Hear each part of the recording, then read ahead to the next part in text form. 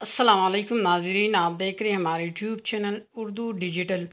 اب تک ہم اس طرح کے افسوسناک واقعات سن رہے ہیں تو کب تک ہماری بیٹیاں اس سے غافل رہیں گی کہ اس طرح کے مجرم قسم کے لوگ کیا چاہتے ہیں۔ ہر لڑکی یہی کہتی نظر آتی ہے کہ میں تو اس پر مکمل بھروسہ رکھتی ہوں، میرا دل اس پر مطمئن ہے، یہ دوسرے نوجوانوں کی طرح نہیں۔ پھر جب وہ نوجوان جو چاہتا ہے اس پر عمل کر کے اسے چھوڑ کر واپس بھاگ جاتا ہے۔ ایسے دسیوں واقعات و حادثات بلکہ سینکڑوں اور ہزاروں واقعات ہیں جن میں اس طرح کے افسوسناک اشیاء بار بار ہوتی ہے،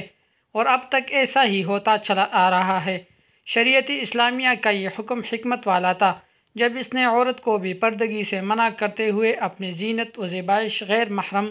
مردوں کے سامنے ظاہر کرنے سے منع کیا، اور پھر شریعت اسلامیہ کے اس حکم میں بہت بڑی حکمت پائی جاتی تھی کہ اس نے مرد و عورت کو اختلاط سے منع کیا، جس میں شر و برائی کے علاوہ کچھ نہیں۔ اور شریعت اسلامیہ کا یہ حکم بھی بہت بڑی حکمت رکھتا ہے جب اس نے عورت کو کسی اجنبی مرد سے بغیر کسی ضرورت و سبب کے کلام کرنے سے منع فرمایا ہے۔ اور شریعت اسلامیہ اس میں حکیم تھی جب اس نے غلط قسم کے افراد اور دل میں مرض رکھنے والوں کے سامنے راہ بند کر دیا، اور عورت کو پردے میں چھپ کر رہنے اور مردوں کے جمع ہونے والی جگہوں سے حتی الامکان دور رہنے کا حکم دیا، اور اجنبی مرد کے لیے اجنبی عورت کو چھونا حرام قرار دیا، اور اسی طرح اس سے خلوت کرنا بھی حرام کیا، اور عورت کے لیے مرد سے نرم لہجہ میں بات کرنا بھی حرام کیا۔ اس کے علاوہ اور بھی بہت سارے حکم ہیں۔ یہ سب حکم عورت کے عفت و عصمت کی حفاظت کے لیے ہے، اور اسی طرح معاشرہ میں خاندانوں کی فحش اور رذیل کاموں سے حفاظت کرنے کے لیے ہے۔ یہ احکام دیے ہیں تاکہ معاشرے عفت و عصمت اور شرم و حیا عام ہو، اور جب عورت نے ان سب احکام کی مخالفت کی تو وہ ان بیڑیوں کا شکار ہو گئے جو نہ تو اللہ کی حرمت کا خیال کرتے ہیں اور نہ ہی انہیں ایسے غلط کام کرنے سے دین روکتا ہے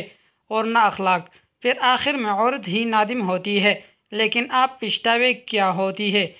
جب چڑیا چھک گئی۔ کھیت وقت گزرنے کے بعد پچھتانے کا کوئی فائدہ نہیں، کیونکہ یہ وقت ایسا ہے جس میں گزری ہوئی چیز کا واپس آنا ممکن نہیں۔ شریعت میں اس کی بھی عظیم حکمت تھی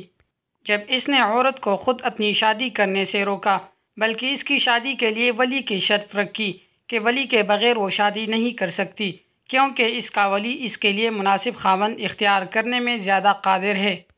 تاکہ عورت کو دھوکہ نہ ہو اور مچ قسم کے لوگ عورت سے نہ کھیل سکے۔ اور پھر ولی بغیر عورت کی شادی پر نبی کریم صلی اللہ علیہ وسلم نے حکم لگایا کہ یہ شادی باطل ہے۔ اس کے متعلق رسول کریم صلی اللہ علیہ وسلم کا فرمان ہے، جس عورت نے بھی اپنی ولی کی اجازت کے بغیر نکاح کیا تو اس کا نکاح باطل ہے، اس کا نکاح باطل ہے، اس کا نکاح باطل ہے۔ ناظرین، اگر آپ ہمارے چینل پر نئے ہیں تو ویڈیو کو لائک کریں، چینل کو ضرور سبسکرائب کریں اور بیل آئیکن کو بھی دبائیں تاکہ ہمارے ہر نئی آنے والی ویڈیوز آپ کو بر وقت موصول ہوتی رہے۔